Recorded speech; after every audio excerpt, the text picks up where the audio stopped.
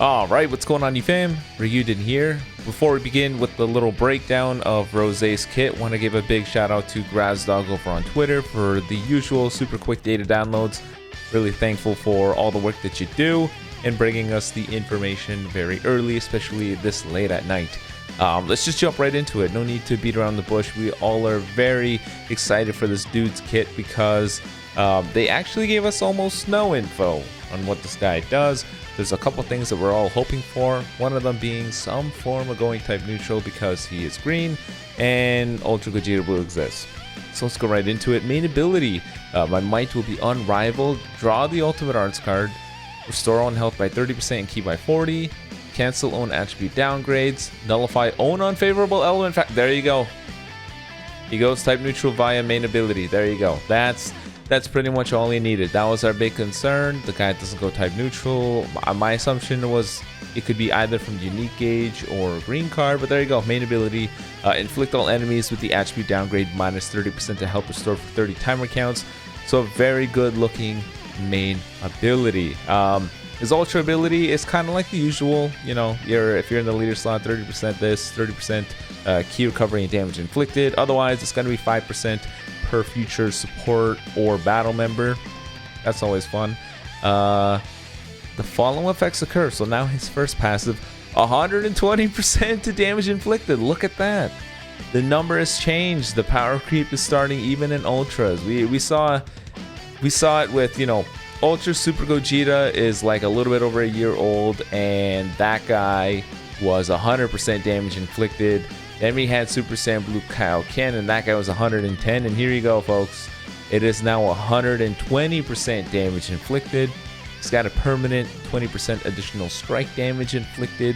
Reduced damage received has now hit 65%. It usually is around 60 with an optional 10 on cover change.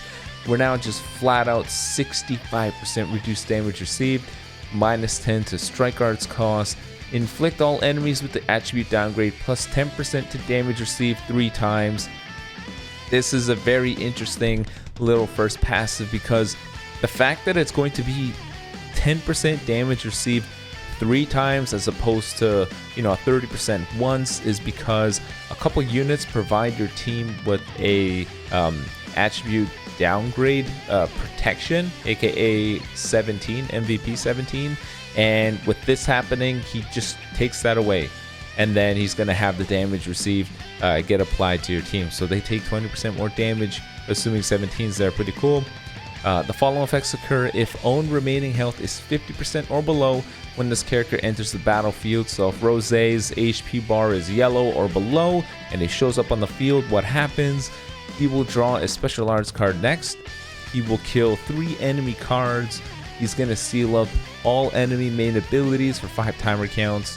And then every time he fights a new enemy, he's going to heal 5% of his health, restore 25 ki, and get level 1 card draw speed. God damn. Wow, we already know he nullifies cover change as part of his unique gauge, so this is one of those characters where if you really let this guy get the ball rolling, he's probably gonna stomp you out. The following effects occur every time this character uses a strike, blue card, or ultimate card when the enemy is hit with some sort of a normal condition. So that includes bleed, that includes poison. I believe that also and I believe paralysis as well. It should be those 3 things, which Rose inflicts every time he uses a card. You will get a plus 5% to damage inflicted. Activates 6 times, cannot be canceled. So Rose is going to hit someone with bleed, then, you know, every subsequent card, whether strike, blue, or ultimate, will give him another 5% to damage inflicted, so he's able to receive another 30%. Very good. And just like hit, he's going to have the slashing away of enemy sustained damage cut effects, with Rose going up to 30%. That's crazy, dude. It really is. If you just factor in these 2 passives, his damage inflicted with the enemy debuffs, wow, that's gonna hurt. That's not it. It keeps going. Continuing off from what happened before. Yeah, so do all of those things. Reduce enemy ki by some portion.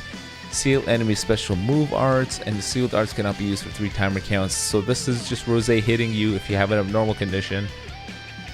Next passive, the power to reach unknowable heights. So this is the cover change. Works against strike arts, chainable with blue. Charge your own unique gauge every time this character uses an arts card while they're on the field. Once the unique gauge is full, he's going to heal 25% of his health once. Have that 70% acute recovery, which is going to be kind of scary. That's just because they want to make sure that Rose has enough ki to keep on comboing. Because once this unique gauge procs, your opponent is going to swap out. The scary thing is going to be how much of this guy's unique gauge do you start out with? Is it going to be like, I don't know, Beast Gohan's, where it's full right out the gate? Meaning if he hits you with one strike card, he already has his ultimate super early on. That is an actual possibility. It depends on how much this is. How quickly does this get filled out? Like Ultra Super Gogeta, I think that guy needs to use 5 or 6 cards and he has that thing filled out. So does that mean Rose is going to need 5 or 6 cards? Is it going to be like Dragon Fist? There's a couple key variables that we don't have answers to that could really, I don't want to say make or break, but the difference between Rose being monstrously overpowered and Rose being extremely good is dependent on how long it takes to fill the unique gauge and how much he starts out with. Because if Rose starts out with a full unique gauge, smacks you once with a strike card, and he has an ultimate in his pocket, oof, yikes, damn, people are gonna get shredded fast. So yeah, unique gauge is filled, gets cover nullification for 15 timer counts, which is a very long time, and then the unique gauge goes back to 0, and he's able to get his ultimate arts card, Dancing Slash of Heavenly Annihilation. You know for a fact when they typed out this name, their keyboard exploded right after. He gets 2 of those, restore ki by 60, so again, comboing forever, and restoring your own vanish by 100%. Notice how there's no limit to this. So Rose combos you, and then he makes sure he uses a strike card to proc this. Boom, unique gauge gives him 100% vanish. That's nuts. That's absolutely crazy. It's like he took the best of Super Saiyan Blue Kaioken. Kind of funny. The following effects occur when these changes cover. Nullify unfavorable element factors for damage sustained for 5 timer counts. I think the EX Deborah does this. If he cover changes against blue units, he goes type neutral. Pretty interesting that this exists. Obviously, it's because of Ultra Gogeta Blue. Randomly destroy an enemy card. The enemy is hit with -1 to card draw speed for 5 timer counts. Seal all enemy main abilities. Very good too. I'm glad they have that. Otherwise, Gogeta would just pop his main and then just decimate everybody. Once the attack is over, 20% damage inflicted for 15 timer counts. 30% additional damage to the next strike card. Enemy ki is reduced by 20 and takes away a Dragon Ball. The 20% damage inflicted, keep in mind that tap attacks proc this. So don't throw tap shots at Rose. Otherwise, if he just gets hit by them, you're just buffing him severely. Blue card, massive slice damage. When it activates, 15% of blue card damage for 3 timer counts. Cancel enemy buff effects. Notice how it says activation. So this guy just uses the blue card. Doesn't even hit you with it. You lose your buffs. Nice. The following effects occur when you are hit with the blue card. All enemies are taking 20% additional damage for 10 timer counts. Hell yeah. Following effects occur on hit. Oh, sorry, there's more to it. Inflict all enemies with the attribute downgrade 20% to damage received for 10 timer counts. All enemies with the attribute downgrade plus 10 to all arts costs for 10 timer counts. 100% chance to inflict heavy bleed. 100% chance to inflict strong poison. 40% chance to inflict paralysis, which is going to feel like 100%. The fact that it's both poison and heavy bleed is kind of crazy if you think about it, because those stack up over time quite a bit. Isn't it like 15k a proc? So 30% each? What is that? I don't remember how long these things last for, but you know, 600 to 700k free damage on an enemy for nothing. Just hitting them with a blue card is actually pretty strong. His blue card defeats most other blue cards, no clashes. His green card, Symbol of Fury. Randomly destroy one of your own cards and draw a strike and a special move arts card next. Happens twice. He's guaranteed a strike and a blue card. Look at that. That's such a strong green card. Oh my god. Because you can see what they're setting up here. Use the green card for a stop time event. Your unique gauge is filled. You use the strike card. What happens now? You have cover nullification. You have an ultimate in your hand. You have a blue card in your hand. You have your vanish back as well. If you have one more card after that, odds are you're gonna get card draw speed because your opponent's gonna switch. You get a combo. It's just ridiculous.